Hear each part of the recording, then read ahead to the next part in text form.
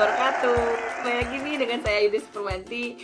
Buat minggu kemarin aku nge-review sebuah mie kan. Nah sekarang aku nge-review sebuah film yang diberikan oleh dosen aku. Di sini aku bakal nyeritain film The King's Speech. Film ini dirilis pada tahun 2010. Disutradarai oleh Tom Hopper.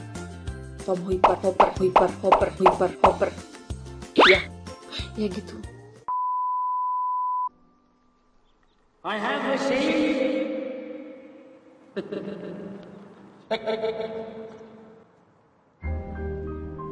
Perhaps he should change jobs. And what of my husband with a king? My husband has seen everyone. Insert them into your mouth. Enunciate. He hasn't seen me. I can cure your husband, but I need total trust. I take that as a compliment. War with Germany will come, and we will need a king whom we can all stand behind. He's afraid of his own shadow.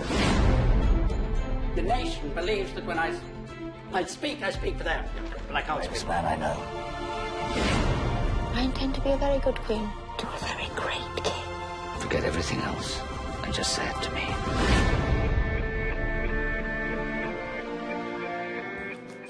Jadi secara singkat film bercerita tentang perjalanan seorang calon raja Georgie yang ke-6, yaitu Pangeran Albert yang mengalami kegagapan berbicara sejak umur 5 tahun. Dia mengikuti metode pengobatan yang ditawarkan oleh istrinya.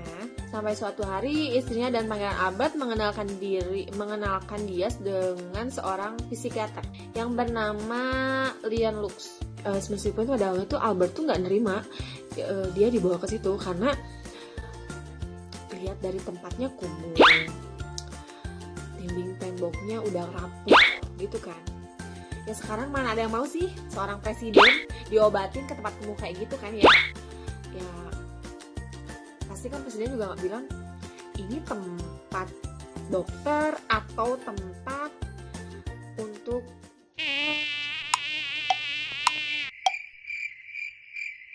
Albert tetap tidak merasa nyaman dan tidak percaya dengan Lionel. Namun lambat laun ternyata Lionel Lux mampu mengobati sang pangeran dan terus mendampingi beliau hingga akhirnya sang pangeran naik sebagai raja atau bisa disebut The King. Nah, film ini tuh dibintangi oleh para aktor hebat loh guys. Contohnya seperti Colin Firth yang diperani oleh Albert atau seorang The King Raja. Dia juga bahkan berhasil menjabat piala Oscar dengan kategori aktor terbaik 2011. Berkat kesuksesan film ini, selain itu juga Helena Bonham Carter yang berperan sebagai Ratu Elizabeth atau istri dari Pangeran Albert, kemudian Geoffrey Rush yang berperan sebagai Lionel Lux, Michelle Gambon sebagai Raja Georgie yang kelima. Ya mungkin aku di sini belelol gitu ya ngomong bahasa Inggrisnya, cuma menurut aku di sini bener-bener aktornya tuh aktor-aktor yang pada keren banget, sampai filmnya aja ngebuat aku bener-bener angkat jempol karena filmnya ini bagus. Di sini aku bener-bener ngeliat, oh berarti pribadi orang tuh emang bener-bener beda-beda gitu kan. Ada yang pribadi orang tuh pemalu, ada yang bisa berbicara di depan umum, ada yang kayak Ayu Jambang gitu kan. Jadi di sini aku bisa menilai bahwa memang benar sifat seorang tuh emang beda-beda. Nah, film ini juga menurut Ayu tuh seru banget, dan lewat film ini juga kita bisa mendapatkan wawasan baru, yaitu seperti mengenai fakta sejarah di balik film ini, terus sejarah pergantian Raja Inggris yang penuh kontroversi di tahun 1936. Itu tuh di saat aku belum lahir. Seperti misalnya saat Raja Georgie yang kelima meninggal pada tahun 1936. Sebenarnya yang menggantikan adalah Raja Edward yang ketujuh. Namun karena sebelum krisis konstitusional muncul, di mana Raja Edward memilih menikah wanita Amerika Serikat yang sudah 2 kali bercerai bernama Willie Simpson. Wow. Dia udah nikah 2 kali, ngedapetin anak aja. Kenapa aku enggak? Kita balik ke cerita awal. Nah, di mana pernikahan ini melanggar konstitusi kerajaan Inggris. Selain itu, film ini juga mengajarkan kita untuk bisa melawan segala keterbatasan yang kita punya. Khususnya ketika berbicara public speaking. Oke, kita selalu berbicara di depan umum ya. Tapi ada saja yang tidak percaya diri berbicara di depan umum. Nah, semuanya itu perlu proses. Nah, kayak Albert itu kan dia perlu proses. Dia perlu bimbingan kembali. Dia perlu orang yang mengajarkan agar dia tuh percaya diri. Sebenarnya gagapnya itu bukan penyakit, tapi pembawaan dia gugup. Semuanya perlu dilatih dan kerja keras untuk akhirnya kita bisa berpublic speaking dengan baik. Buat aku sih pribadi emang bener ya, kita tuh harus benar-benar mengasah pribadi kita. Aku juga sebenarnya kalau depan orang banyak juga gugup, nggak mungkin gitu kan, nggak deg-degan. Tapi kita juga harus memberanikan diri, namanya juga public speaking. Pasti kita bakalan ketemu dengan orang-orang banyak, halayak banyak, otomatis kita pun harus berani berbicara di depan umum. Nah, selanjutnya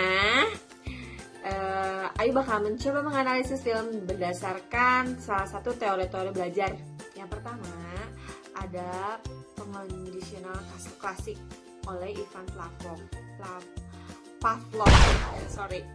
Yang kedua, conditional operant oleh Thorndike dan D.F. Skinner.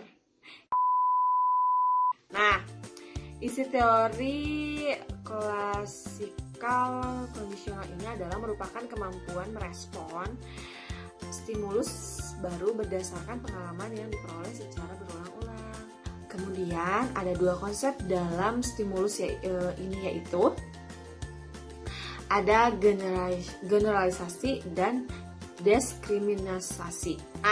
Contoh proses generalisasi dalam film ini yaitu ketika Barty berbicara lancar dengan merespon musik.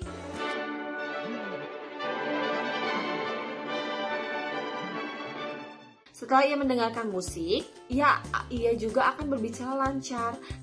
Sedangkan dalam proses diskriminasi yaitu ketika Barty belajar untuk memberikan respon yang berbeda terhadap stimulus yang sama dengan keyakinan bahwa berbicara selalu diikuti oleh musik di telinga.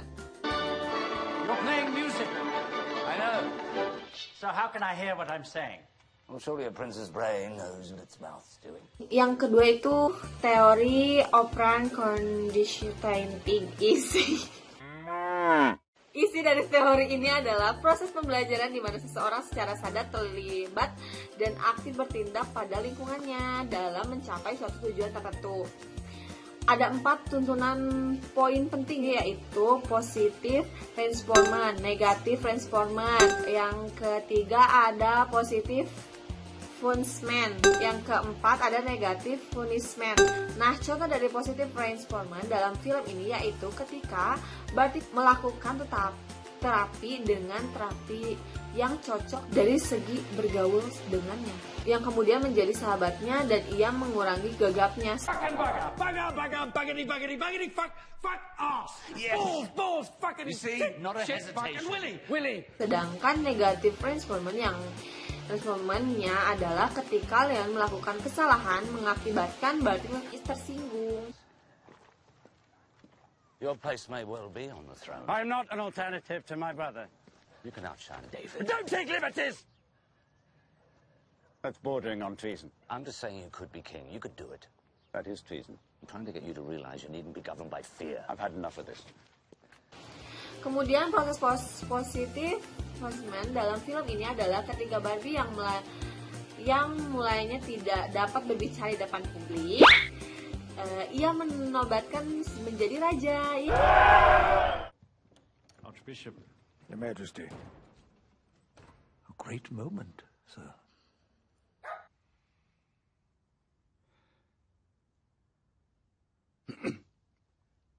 Sedangkan negatif punishment adalah ketika Lionel melarang Barbie untuk merokok, padahal Barbie sangat kecanduan merokok. Jadi kalau dia panik, tegang, ngerokok biar bawaannya quiet, santai, slow. Well, please don't do that. I'm sorry. I believe sucking smoke into your lungs will kill you. My physicians say it relaxes the throat. They're idiots. They've all been knighted. Makes it official then. Nah, di sini juga Ibu bakal ngasih tahu skon yang paling keren dan paling aku suka. Jeng jeng jeng jeng jeng. Nah, yang paling seru tuh menurut Ayu waktu Raja Georgie yang ke-6 berpidato untuk pertama kalinya sebagai raja dan itulah sangat disoroti oleh seluruh rakyat.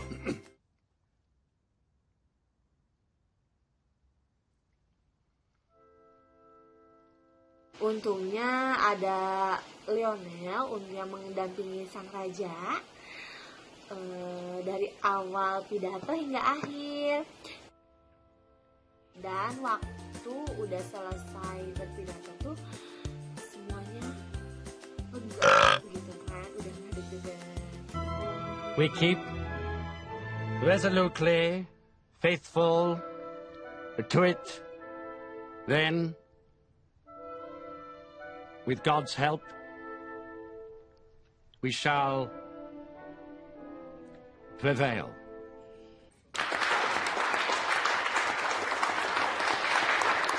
Pokoknya kalian wajib banget nonton biar tahu sama film dan ceritanya. Oke, cukup sekian. Aku ucapin terima kasih. Tugas ini aku lakukan dan assalamualaikum warahmatullahi wabarakatuh. Jangan lupa like, comment, and subscribe. That tonight is gonna be